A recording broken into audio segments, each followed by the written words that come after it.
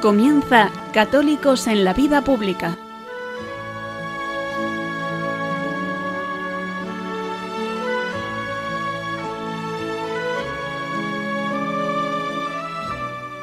Un espacio dirigido en Radio María por Luis Zayas.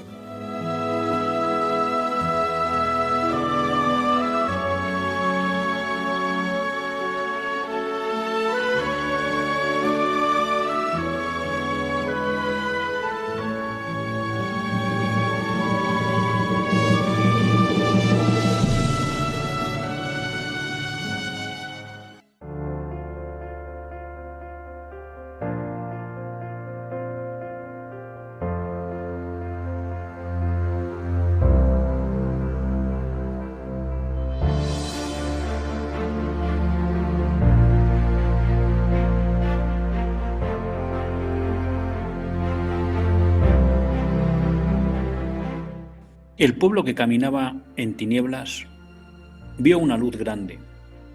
Habitaba en tierra y sombras de muerte, y una luz les brilló. Esta expresión de la lectura de Isaías que leíamos ayer fue la que utilizó nuestro párroco ayer en la misa que celebraba para centrar el sermón. Y él lo que nos venía a decir en relación con este fragmento de Isaías es que el pueblo vivía en tinieblas y que ese pueblo necesitaba una luz, y esa luz les brilló. Claro, esto encaja con la lectura del Evangelio de Mateo, en la que se nos decía cómo Jesús, al saber que Juan había sido arrestado, se retiró a Galilea, dejó Nazaret y se fue a Cafarnaún, en el territorio de Zabulón y Neftalí, que es a ese territorio al que Isaías se refería cuando decía que habitaba en tinieblas. El pueblo que habitaba en esas zonas habitaban en tinieblas, pero de repente vieron una luz. Claro, y nos decía el padre Javier, o don Javier, mejor dicho, esa luz es Cristo. La luz que está anunciando Isaías, que quitará las sombras y que permitirá caminar y avanzar con seguridad, es Cristo. Ese Cristo que ahora, fruto de que vuelve o de se va a retirar en Galilea, se establecerá en Cafarnaúm. Y él nos decía cómo cuando nos bautizan, todos recibimos una vela encendida, que no es otra cosa que la representación de Cristo, porque Cristo es la luz. Y en el fondo la pregunta que nos hacía era ¿qué hemos hecho con esa vela? Porque esa vela no se nos da simplemente como recuerdo del día del bautismo, sino de alguna manera se nos da como una exigencia de la condición del bautizado. Y es que si el bautizado ha recibido la luz, que representa esa vela, esa luz que es Cristo, tiene el deber de llevar esa luz a otro. Es verdad que debería ser un deber no impuesto, sino que saliera de nosotros, porque si somos conscientes del valor que tiene Jesucristo para nosotros, si somos conscientes de cómo la relación con Cristo ilumina nuestra vida y le da un sentido pleno, lo lógico y natural es que nuestra generosidad nos lleve a querer compartir eso con otros para que alcancen esa luz y esa visión que el Señor nos ha concedido graciosamente. Y en este sentido, y me gustaba la interpelación, don Javier nos llamaba a dejar huella, a preguntarnos si realmente nuestra vida la vivíamos en el intento de dejar huella. ¿Y cuál es la huella?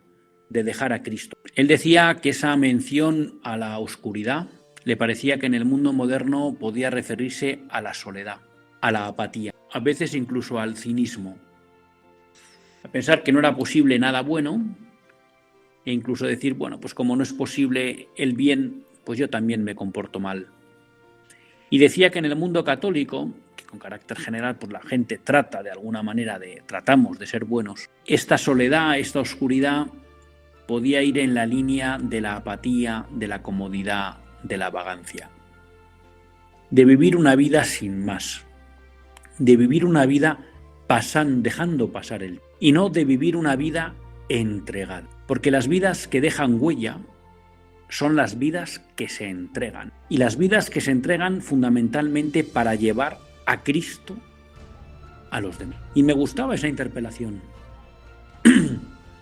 Me gustaba que don Javier nos pusiera un reto grande, y es que nuestra vida merecerá la pena en tanto en cuanto sirva como instrumento para que la luz de Cristo brille en la oscuridad de nuestro tiempo. Y cuando hablamos de oscuridad de nuestro tiempo, vale para cualquier tiempo, porque los tiempos, si no está Dios, son siempre oscuros. E incluso aunque sean tiempos luminosos, porque Dios, de alguna manera, reina o está presente en la sociedad, siempre hay personas que viven en la oscuridad porque no conocen a Cristo o no viven con. Y la huella grande, la huella que merece la pena dejar en la vida, es haber sido instrumento de Cristo para que su luz llegue a otro. Eso es dejar huella. Y eso es un reto grande. Cuando Benedicto XVI nos recordaba que no estábamos hechos para mediocridades, sino para la grandeza del amor de Cristo, yo creo que se refería a esto, porque ese reto implica a toda nuestra persona, implica vencer nuestras pasiones, implica poner nuestras capacidades y virtudes al servicio del Señor, implica hacernos violencia ante nuestras malas intenciones. Es un reto grande al que estamos llamados y que creo que tenemos que acoger con fuerza, porque Cristo necesita de nosotros. Él ya trajo la luz, pero nos necesita para que esa luz llegue a todo el mundo. Y me parece que don Javier nos planteaba un reto serio e importante para nuestra vida. ¿Vivimos una vida que deja huella o vivimos una vida que meramente deja pasar el tiempo? Comenzamos.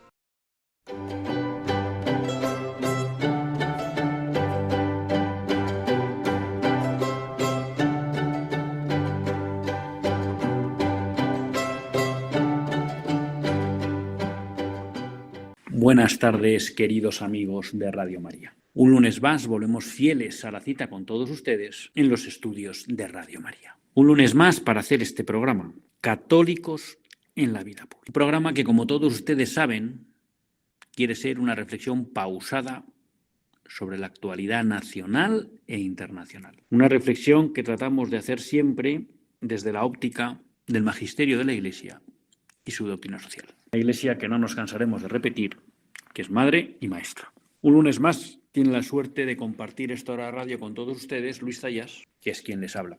Y quiero comenzar por recordándoles que siempre que quieran ponerse en contacto con nosotros, pues lo pueden hacer a través del mail católicosenlavidapublica@radiomaria.es, católicosenlavidapublica@radiomaria.es, un mail que siempre contesto, aunque a veces pueda tener un poco despistado por obligaciones personales o profesionales, pero que siempre contesto, y yo creo que la gente que escribe sabe que siempre recibe una contestación. Hablábamos de dejar huella, y creo que es importante también recordar personas que han dejado huella. Y es que se cumplen 30 años del asesinato de Gregorio Ordóñez. Gregorio Ordóñez fue asesinado el 23 de enero de 1995. La semana pasada se cumplían 30 años de este asesinato. Y además de que creo que no debemos caer en la trampa de olvidar la amenaza y sangrienta acción terrorista que durante casi 50 años ETA impuso a la sociedad española, menos todavía debemos olvidar a aquellos que tuvieron el valor de enfrentarla cara a cara y con eso ser muchas veces estímulo para que otros también se animaran a enfrentar a la serpiente. Gregorio Ordóñez fue un ejemplo de eso. Fue un hombre de los que dejan huella. No quizá una huella porque evangelizara, pero sí una huella porque fue de esos que, siguiendo el ejemplo que nos dio Cristo de dar la vida por los demás, fue capaz de arriesgar su vida para defender las libertades y derechos de muchos vascos y del conjunto de los españoles. Sí, porque Gregorio Ordóñez fue de los primeros que empezó a hablar de tú a tú al separatismo, tanto al separatismo del PNV no violento como al separatismo violento de Herri Batasuna y de ETA, y les encaró cara a cara. Y él actuó así porque le remordía su conciencia el ver cómo muchos vascos vivían en una falta de libertad y permanente amenaza, y que no podían vivir subyugados ante la hidra del separatismo, de ETA. Pero también señalaba las connivencias de otros separatistas con la acción de ETA, porque no eran firmes en la lucha contra ella. Porque a veces parecía que justificaban sus actos, porque parecía que jugaban un doble juego. Y Gregorio Ordóñez dio un paso para defender la libertad de todos los españoles, en especial de los españoles de Vascongadas, de los vascos, en especial los de San Sebastián. Y plantó cara al terror. Y cuando el terror vio que Gregorio Ordóñez le hacía daño, se lo quitó del medio. Pero vidas como las de Gregorio Ordóñez dejan huella. Y uno sabe que dejan huella porque muchos siguieron su... Porque muchos, ante la valentía del paso al frente, como María Gil y como muchos otros miembros, en este caso del Partido Popular en Vascongadas y también algunos del Partido Socialista en Vascongadas, dieron un paso al frente para defender la libertad de los españoles y la vida de los españoles. Y dejó huella también porque de alguna manera la sociedad española tuvo que reconocer una deuda con él y con otros que dieron su vida para seguir luchando y acabar. Y el otro día no, es un vídeo que yo vi el otro día, pero que es antiguo, en el que en un acto de un congreso de víctimas del terrorismo intervenía Ortega Lara, ¿no? Y él decía cómo ETA fue vencida militarmente. ETA fue vencida militarmente por la Guardia Civil y por la Policía Nacional. Y efectivamente eso se consiguió. Y eso en buena medida también pues fue gracias al ejemplo de muchos españoles como Gregorio Ordóñez, que enfrentaron al terrorismo entregando su vida. Pero también Ortega Lara decía, pero ETA no ha sido derrotada políticamente. Y hoy la vemos ahí, en los parlamentos. Y creo que por eso también es bueno no olvidar a aquellas personas que dejaron huella, porque podemos estar traicionando su memoria. La memoria de muchas víctimas del terrorismo que han visto cómo, a pesar de derrotar militarmente a una banda terrorista, políticamente se le ha dado algo. Y eso es grave. Pero no se trata hoy de hacer un análisis sobre lo que ha sido el trato político a ETA, sino de recordar que efectivamente muchas personas dejan huella, y algunas huella indeleble, y algunas a costa de entregar su vida. Gregorio Ordóñez es uno de esos. Y 30 años después de su asesinato, creo que merece la pena pues recordar su memoria. Otras personas que me atrevo que de alguna manera van a dejar huella. Y ahora lo que está por ver es si esa huella será duradera y permanente. Hemos hablado estos días del accidente de Adamuz, que creo que además que durante mucho tiempo he estado diciendo yo Ademuz, pero es Adamuz. Y hemos hablado de cómo Adamuz de alguna manera refleja el estado de postración y de degradación en el que se va introduciendo España, porque cada vez más uno percibe que no funciona ni lo básico. Ayer, creo que era ayer, le mandaba a un buen amigo, Enrique, conocido de todos ustedes, porque hemos tenido la suerte de poderle tener en el programa, una noticia de que a partir de ahora el tren Cádiz-Madrid volvía a durar 8 horas. Esto es como ir 30 años marcha atrás. Hoy venía un amigo mío de Barcelona, pues llegaba con 1 hora de retraso, ¿no? Bueno, lo básico no funciona, y la muestra de eso es el accidente de Adamuz. Ya hemos hablado de la negligencia del gobierno, que es una negligencia global, porque este gobierno demuestra que no sabe gestionar el día a día y que tampoco quiere. Porque lo que estamos viviendo en los últimos años en España es un ejemplo de un partido y un presidente que vienen a la política a servirse de la política y no a servir. Y cuando uno dice, y hombre, ¿y usted por qué dice eso? Bueno, pues empiecen a sacar la lista de afiliados y amigos y familiares que el actual gobierno y partido del gobierno ha colocado en las administraciones públicas.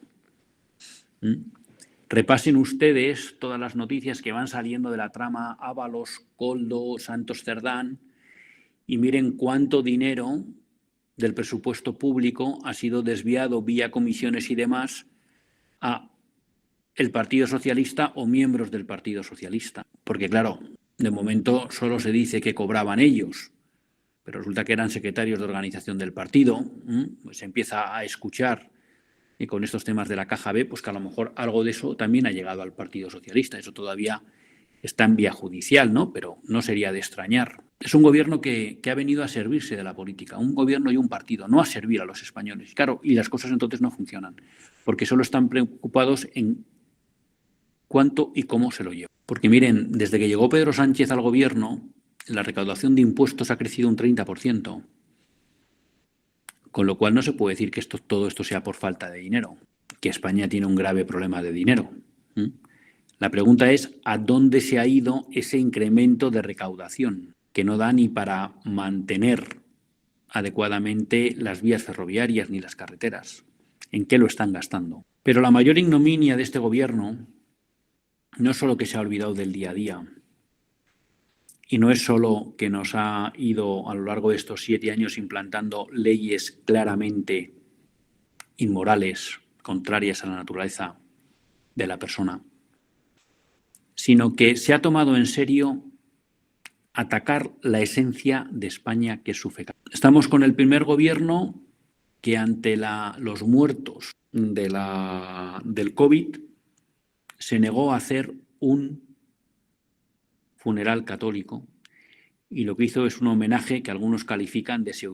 Y ahora nos quería repetir la jugada en Adamuz. Había decidido que iba a hacer un homenaje a las víctimas. Y aquí hay que decir también que si posiblemente la iniciativa partiera del gobierno en ese empeño por secularizar cualquier actuación del gobierno de España y de expulsar la fe católica de los actos institucionales del gobierno de España, yo creo que aquí también me sale denunciar la complicidad culpable del presidente de la Junta de Andalucía, Juanma Moreno, que había entrado al trapo del homenaje a las víctimas. Y claro, aquí ha habido españoles que van a dejar huella, porque se ha levantado una ola de indignación popular señalando que si Huelva se caracteriza por algo es por su devoción mariana y por tanto por su fe católica, que será más o menos practicante. Pero si hay devoción mariana es porque hay fe. Y el pueblo se ha mostrado indignado de que el Estado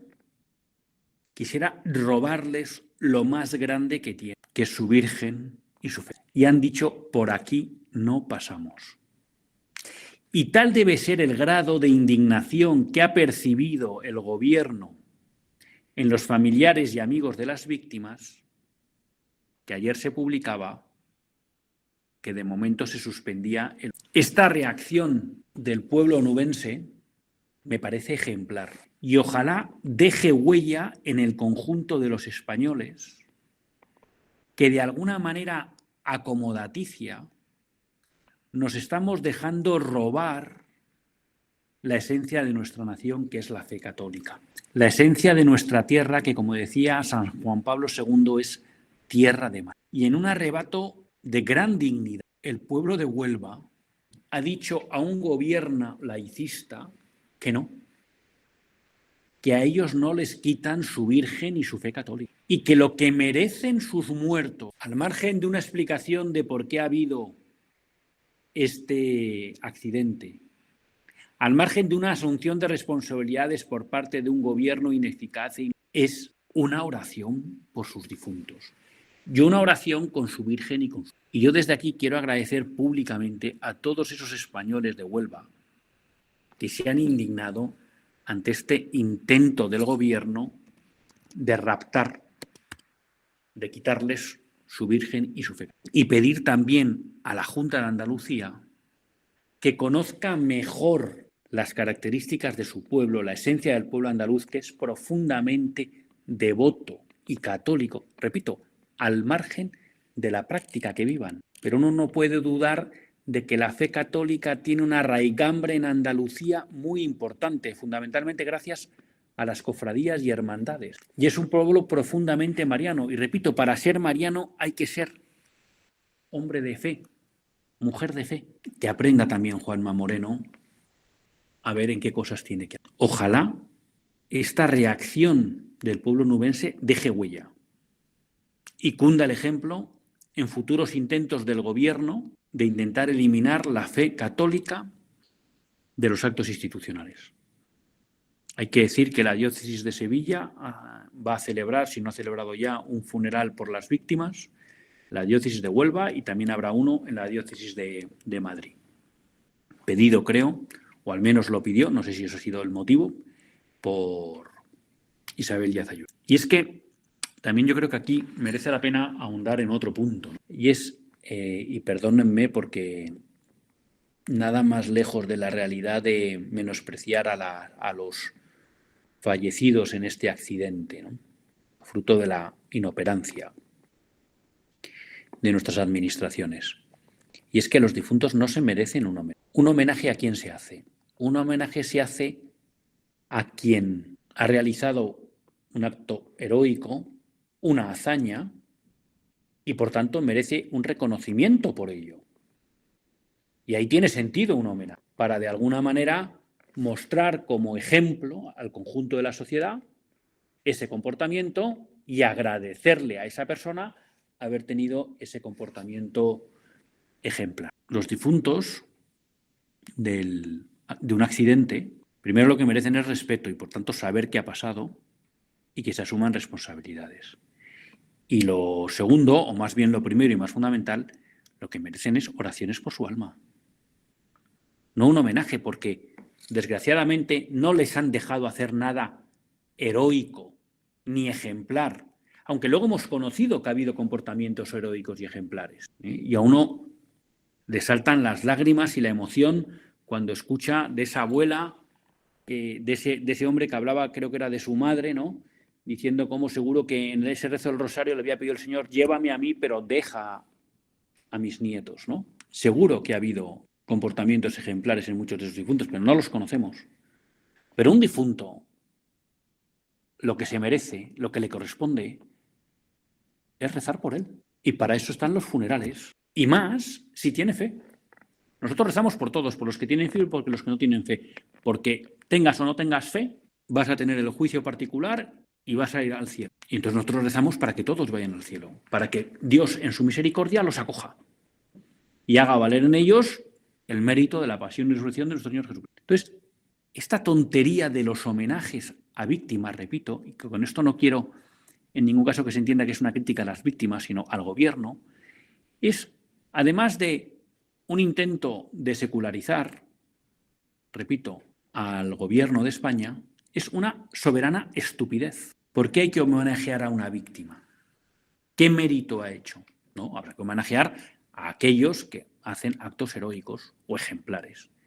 Y por las víctimas lo que toca es rezar. Rezar porque alcancen pronto el abrazo con el Padre en la vida eterna. Y rezar también por todos sus familiares y amigos que se quedan aquí y que han sufrido esta pérdida, para que la puedan llevar de la manera mejor posible y sobre todo con la esperanza cristiana de que estamos llamados a una vida eterna. Por eso también es triste que muchas veces los propios católicos caigamos en esta trampa de los homenajes a las víctimas, que no, que lo que corresponde a un católico es rezar por las víctimas, no hacen homenaje. Otra cosa, repito, el caso de Gregorio Ordóñez, que es una víctima, pero es que ha sido un héroe, porque ha puesto en riesgo su vida por salvar. Ahí sí, hablamos de víctima y de héroe. Entonces, merece un homenaje como héroe y merece oraciones. Y no podemos dejar que nos cambien el agua. Y no tengo más que palabras de agradecimiento para este pueblo nubense que ha dicho, por aquí no pasamos. Nuestros muertos lo que merecen es nuestra Virgen y nuestra. Que eso además es lo que les va a ayudar en la vida eterna y eso es lo que además a los que nos hemos quedado aquí nos da verdadera esperanza. De que han muerto aquí viven para siempre. Claro, el Estado que va de ateo, pero quiere estar como la Iglesia en los momentos esenciales de la vida. Ya saben ustedes que ahora hay bautismos civiles, hay bodas civiles, incluso hay quien se ha planteado hacer primeras comuniones civiles y, por supuesto, quieren hacer funerales laicos que les llaman homenajes. Pero si no está la gracia, no vale, no sirve. es inútil. Y por tanto lo disfrazan de actos con música melosa, sentimentalismo, pero por ahí no podemos avanzar. Eso no va a ningún lado. Eso no tiene ninguna utilidad para las víctimas. Y por tanto nosotros, como católicos, no tenemos que ser partícipes de ese teatro. Las víctimas, los fallecidos, lo que merecen y a lo que tienen derecho es una oración por su alma. Y me dirán, bueno, y los que no creen también tienen. Y sus familias, bueno, pues ahí ya, yo no digo nada, si no creen y no quieren ir al funeral, pero eso es lo que de verdad es útil para sus familiares y amigos fallecidos. Así que muchas gracias al pueblo de Huelva, a su fe mariana y a su fe católica. Vamos a hacer una breve pausa y continuamos en Católicos en la Vida Pública. When your legs don't work like they used to before, and I can't sweep you off of your feet, will your mouth still remember the taste of my love? Will your eyes still smile from your cheeks? Darling, I will be loving you till we're 70. And baby, my heart could still fall as hard at 23. And I'm thinking about how people fall in love in mysterious ways. Maybe just the touch of a hand. Well, me, I fall in love with you every single day, and I just wanna tell you I am. So honey, now take me into your loving arms, kiss me under the light of 1,000 stars, place your head on my beating heart. I'm thinking out loud, maybe we found love right where we are. When my hair's all but gone and my memory fades, and the crowds don't remember my name, when my hands don't play the strings the same way, I know you will still love me the same. 'Cause honey, your soul could never grow old, it's evergreen. And baby, your smile's forever in my mind and memory. I'm thinking about how people fall in love in mysterious ways, and maybe it's all part of a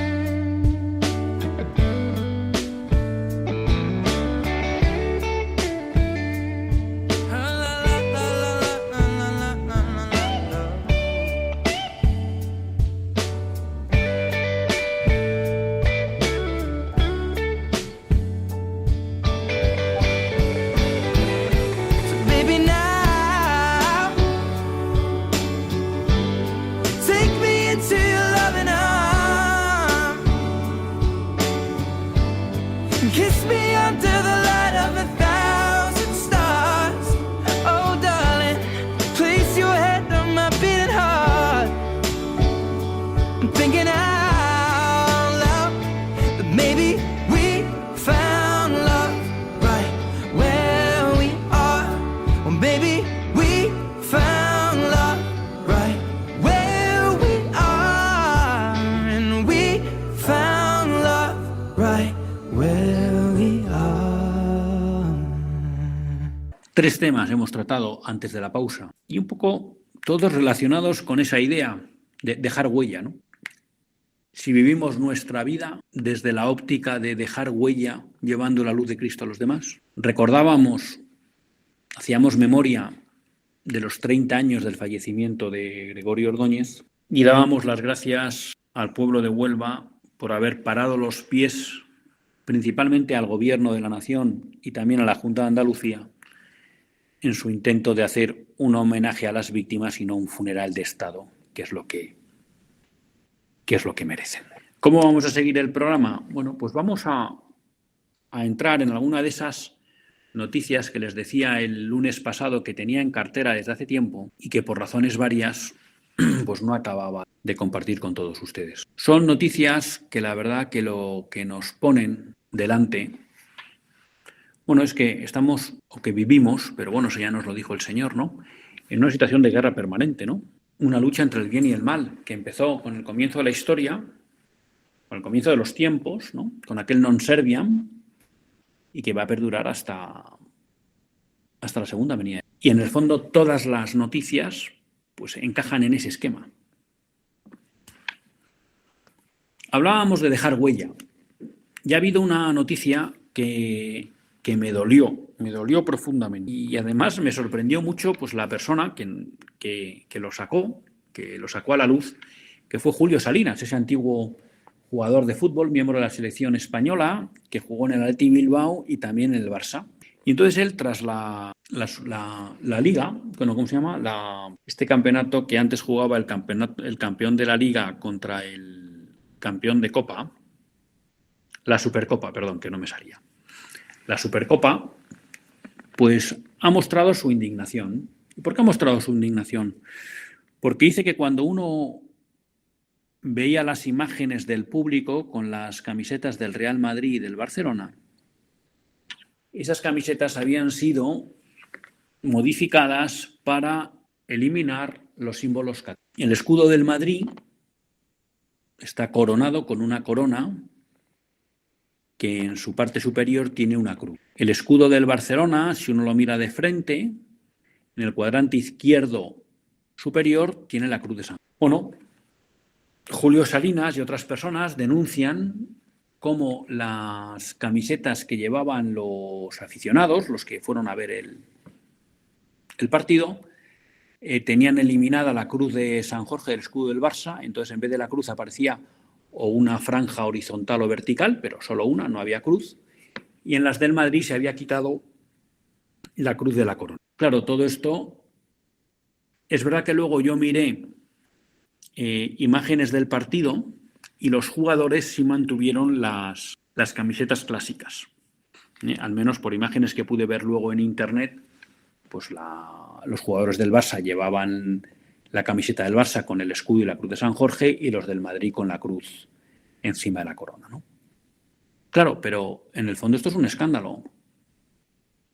Porque lo que tenemos aquí es el ejemplo de dos clubs que renuncian a su simbología cristiana bajo la excusa de que esa simbología no es permitida en Arabia Saudí, que es donde se lleva unos años celebrando la Supercopa, además cambiando un formato, porque antes la Supercopa era solo entre el campeón de Liga y el campeón de Copa, y ahora van dos equipos más, con lo cual se hacen unas semifinales y unas finales.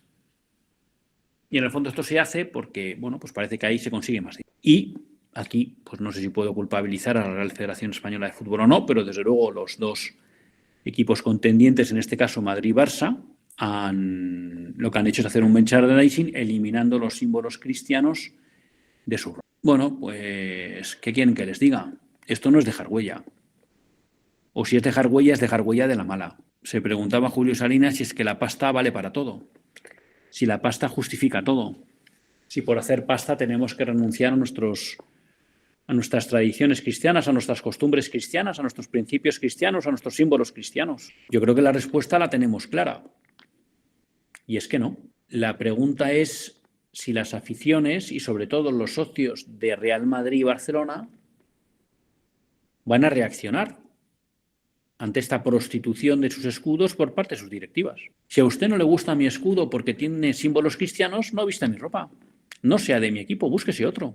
Pero porque yo tengo que renunciar a lo propio para ganar su dinero. Yo creo que aquí Florentino Pérez y Laporta, presidente del Madrid y del Barcelona, han dado un ejemplo del malo.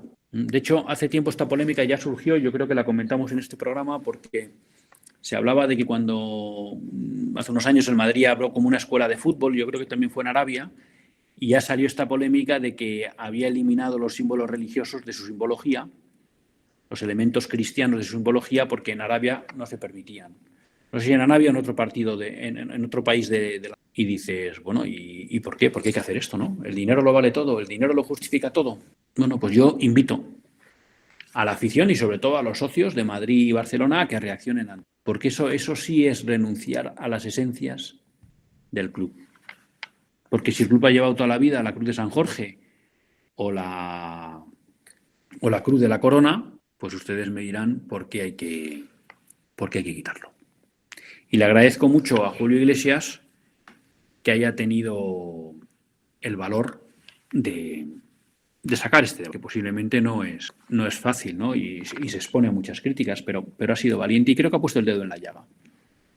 Y que tiene que ver mucho con el valor que damos a nuestra identidad española y, por tanto, cristiana. ¿Estamos dispuestos a venderla por un plato de lentejas? Famoso nombre con el que empezó una carta pastoral Monseñor Rech. ¿Estamos dispuestos a vender nuestra esencia cristiana por un plato de lentejas? Parece que Madrid y Barça, sí. Parece que Madrid y Barça, y esto produce una gran tristeza.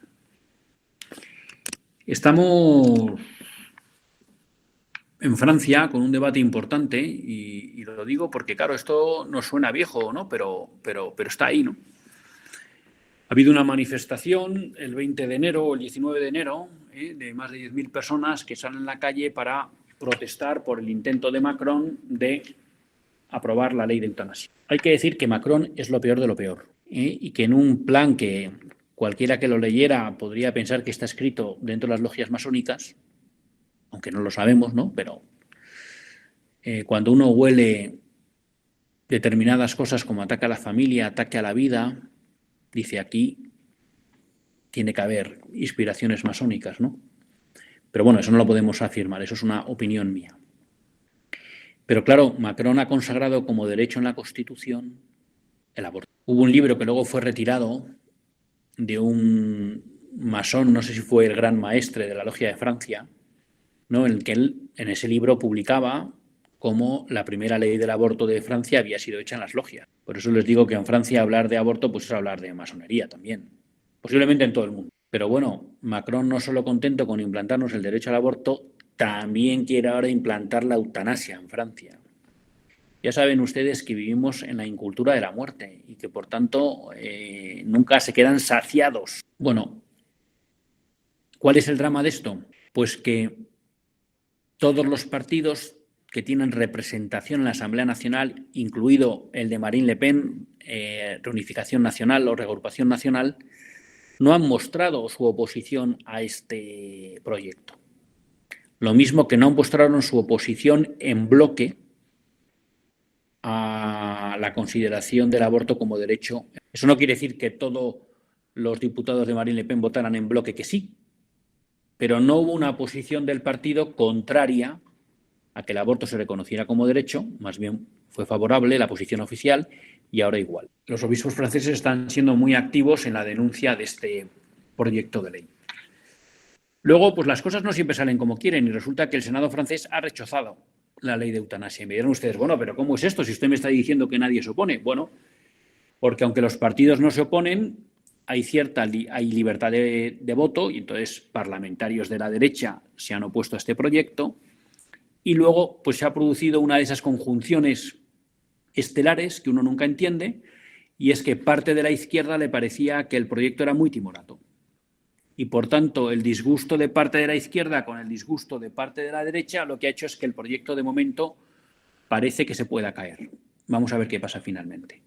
Pero creo que aquí es importante denunciar lo que decíamos, es decir, los partidos de la derecha no se han mostrado contrarios a este proyecto como posición oficial. Y esto nos lleva a una cuestión que trata muchas veces Monseñor Munilla y que creo que muy certeramente, y es el hecho de que hoy los ejes que valen no son izquierda y derecha, sino creyente y no creyente. Y como les he dicho muchas veces, yo ese concepto de creyente y no creyente lo matizo. Digo católico o no católico, porque hay muchos creyentes y otras religiones, por ejemplo, como la islámica, que con el aborto hasta cierto momento no tienen problema. Pero bueno, que esto nos da una idea de hacia dónde está yendo el establishment, tanto de izquierda como de derecha. Claro, hablamos de Europa y Europa se enfada.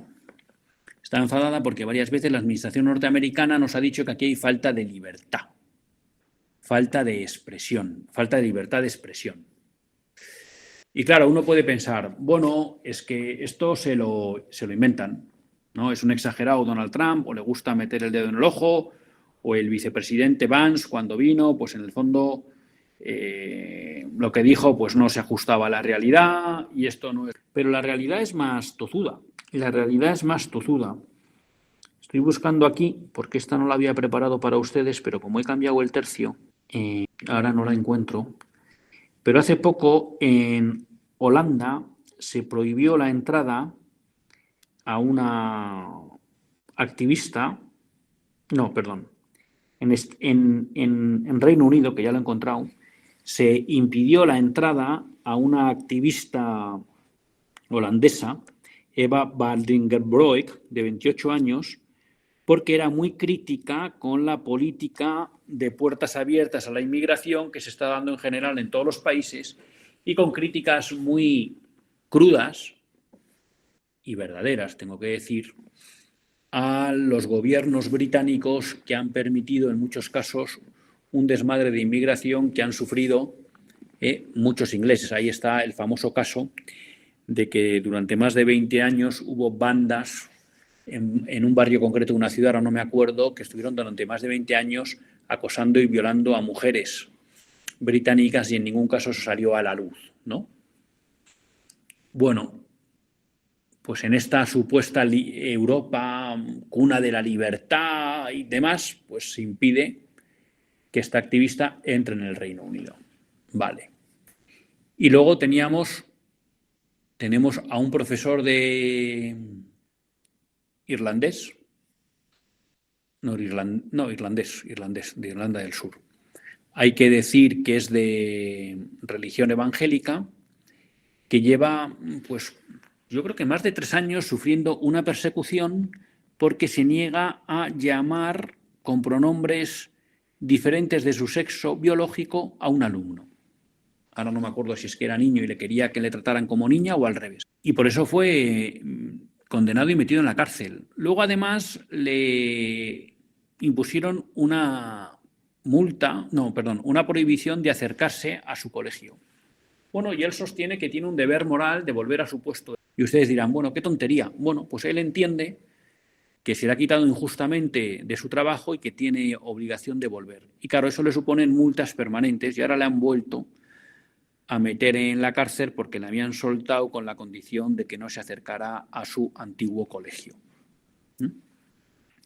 Bueno, pues aquí tenemos un señor en esta libre Europa que, como dice él, por no querer mentir y llamar a un alumno conforme a un sexo que no es su sexo biológico, no solo ha visto la cárcel, sino que por acercarse de nuevo al cole recibe multas y vuelve a entrar en la cárcel. Este es el nivel de libertad con el que vivimos en Europa. Y en relación con la libertad, bueno, pues yo creo que es importante también una noticia de Nueva York. Ya saben que en Nueva York acaba de ser elegido un alcalde musulmán, con lo cual de alguna manera nos puede dar una idea de la sociología, cómo va evolucionando en Nueva York. Y pues ha habido unas declaraciones públicas de senadores de Nueva York preocupados por la creciente inseguridad en las iglesias católicas de Nueva York, ¿no? Como cada vez se está haciendo más habitual que haya incidentes en las iglesias católicas de Nueva York.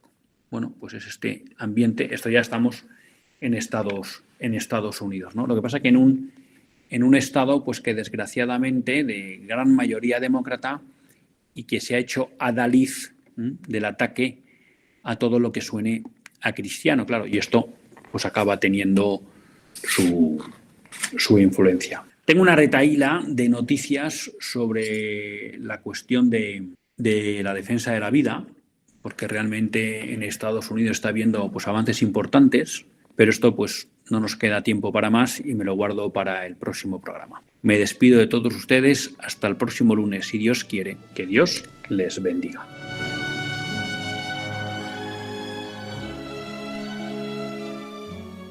Así concluye Católicos en la Vida Pública, un programa que dirige Luis Zayas.